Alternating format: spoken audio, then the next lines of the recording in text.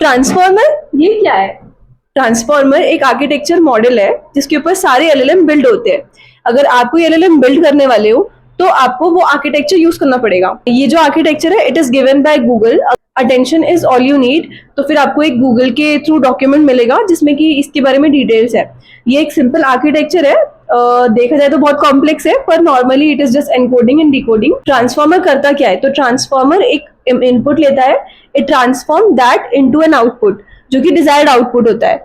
और जो आउटपुट आता है वो based on the data we have provided to the transformer और the model we have build. For example Google translator.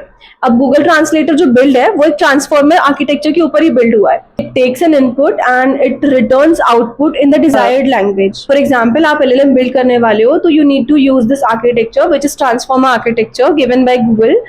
You will design the model in such a way that where you will encode and decode the prompt and generate the desired output. For example, अगर आपने एक model build किया है जो कि आपसे input लेता है और फिर उसका नेक्स्ट लेटर जो है वो आउटपुट देता है, तो जैसे कि आपने एंटर किया APPL, तो नेक्स्ट वर्ड वो ट्रांसफॉर्म करके E जनरेट करेगा, तो जो वर्ड है वो एप्पल बन जाएगा.